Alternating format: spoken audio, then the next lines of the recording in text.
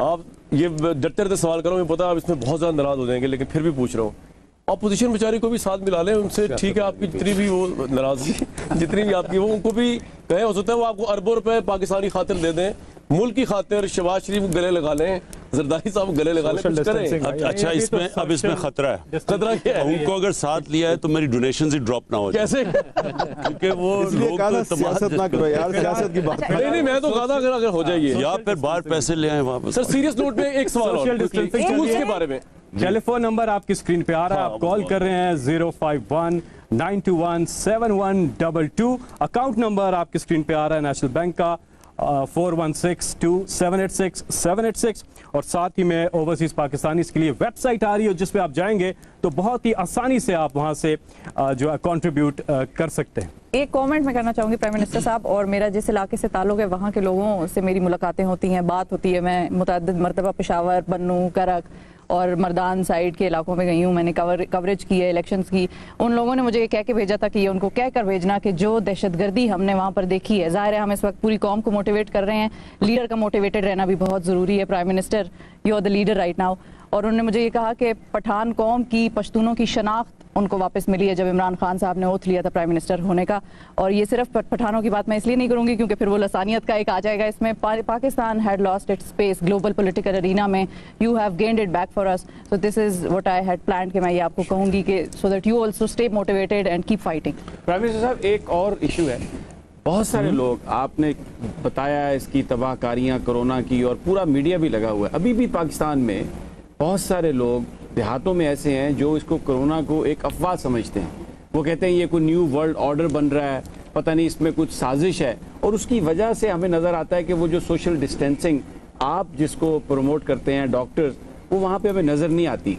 इस हवाले से भी कोई आपके जहन में है कोई और स्ट्रेटजी, कुछ और सेक्टर्स में? कलीम सदीकी साहब हैं हमारे साथ। जी अस्सलाम वालेकुम, क्या कंट्रीब्यूट कर रहे हैं आप? जी अस्सलाम वालेकुम, मैं कलीम सिद्दीकी बोल रहा हूँ, जी chairman Pakistan council of architects and town planners और इंस्टीट्यूट ऑफ आर्किटेक्ट्स पाकिस्तान। मैं पाकिस्तान में तमाम आर्किटेक्ट्स और टाउन प्लानर्स का मैं रिप्रेजेंटेटिव हूँ, और इमरान खान साहब प्राइम मिनिस्टर ऑफ पाकिस्तान, उसको मैं सलाम पेश करता हूँ। और आपकी जो कंस्ट्रक्शन पॉलिसी है उसको हम वेलकम करते हैं और उम्मीद करते हैं कि हमारी आर्किटेक्ट कम्युनिटी और टाउन प्लानिंग कम्युनिटी जो है वो भरपूर उसमें हिस्सा लेगी और उनको पूरी तरह हिस्सा लेने की वो की जाए, असिस्ट किया जाए। और मैं आर्किटेक्ट्स और टाउन प्लानर्स और इंस्टीट्यूट की तरफ से 50 लाख रुपए की डोनेशन प्राइम मिनिस्टर फंड में मैं अनाउंस करता हूँ। बहुत शुक्रिया। मैं आपको ये श्योर करता हूँ कि ये जो कंस्ट्रक्शन है इसको मैं खुद ड्राइव कर रहा हूँ। उसकी वजह यह है कि कंस्ट्रक्शन एक ऐसी इंडस्ट्री है जो कि सारे मुल्क की बाकी इंडस्ट्रीज़ और सारे मुल्क में रोज़गार लोगों को दे सकती है और हमारी इकॉनमी को चला सकती है। तो आप ये मुतमईन हो जाएं कि इसको मैं खुद ड्राइव कर रहा हूँ। और मुझे पता है कि मैंने देखा बड़ी रुकावटें हैं कंस्ट्रक्शन और इजाज़तें और NOCs, वो सब हम ख़त्म करने की कोशिश कर रहे हैं ताकि कंस्ट्रक्शन के लिए आसानियाँ हों। प्राइम मिनिस्टर, अभी आपने बात की ये इकोनॉमिक इनिशिएटिव्स वगैरह की, और कोरोना तो भी पता लगेगा as time how things unfold. Budget भी आने वाला है इन 2 months टाइम। तो जितने आप इकोनॉमिक इनिशिएटिव्स अब ले रहे हैं, क्या उनकी भी कोई रेड लाइन है कि बजट से पहले मैसिव एक इन्फ्यूजन आ जाए, एंड बजट जो होगा इन इटसेल्फ वो कितना इस पे फैक्टर करेगा कि ये टैक्स रेवेन्यू इकट्ठे करने वाला बजट नहीं है बल्कि इंडस्ट्री को पूरा उठाने वाला बजट? ये बिल्कुल मालिक आप ठीक कह रहे हैं, क्योंकि इस वक्त तो हम पाकिस्तान छोड़ें, सारी दुनिया के अंदर अब सिर्फ और सिर्फ एक वर्ड यूज़ हो रहा है, स्टिमुलस, कि वो इकॉनमी को उठाने के लिए पूरा हर मुल्क कोशिश कर रहा है कि लोगों के लिए इंसेंटिव्स दे, बिजनेसेस के लिए। तो हमने पूरी तरह करना है, क्योंकि हमारा मसला तो ये है कि हमारे पास इतना बड़ा एक तादाद लोगों की है जो कि बेरोज़गार हो गए हैं, और जिस तरह मैंने कहा इसके अभी रिपरकशंस आएंगे आगे। तो इसलिए हम पूरी कोशिश करेंगे कि हमें पता है कि रेवेन्यूज़ हमारे नीचे जाएंगे, वो अभी भी नज़र आ रहा है कि नीचे, क्योंकि टैक्स कलेक्शन नीचे गिरेगी, लेकिन इकॉनमी को उठाना इसलिए ज़रूरी है। अगर कभी भी डेफिसिट फाइनेंसिंग करनी है आपने अपनी इकोनॉमी उठाने के लिए, वो ये टाइम है। प्राइस वन मोर क्वेश्चन जी, जो आपने एक सेकंड जी जी इंसेंटिव जो आपने दिया है कंस्ट्रक्शन को, नो क्वेश्चंस आस्क्ड, क्या ये पॉसिबिलिटी है कि 1-2 साल का ऐसा कुछ आ जाए कि कोई भी किसी भी सेक्टर में लाना चाहे नो क्वेश्चन आस्क्ड फंडिंग तो आ जाए? बिल्कुल, मैं तो पूरी कोशिश कर रहा हूँ। आपको पता है हम एक तो फैटफ, एक तो ये अजाब बना हुआ है, वो नो क्वेश्चन आस्क्ड के रास्ते में ये पड़ा हुआ है, क्योंकि वो टेरर फाइनेंसिंग की वजह से इतना वो रिस्ट्रिक्शंस हमारे पर डाली हुई है।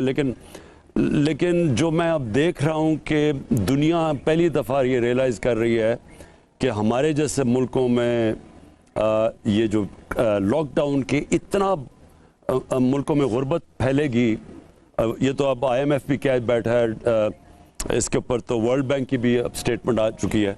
तो हमने ये नो क्वेश्चंस आस्क्ड इसलिए करना है कि हमारी ज़्यादातर इकोनॉमी तो इनफॉर्मल है, तो हमारी तो क्योंकि हमारे पास तो अमेरिका की तरफ 1000 अरब या 2000 अरब डॉलर नहीं है, तो हमारा जो भी मुल्क में वसाइल है हमने खींचने अंदर ताकि हम अपनी इकोनॉमी उठा सकें। लेकिन एक चीज आपने IMF से भी बात हुई होगी, I am sure, world bank से हुई होगी, अमेरिकन से हुई, जर्मन से हुई।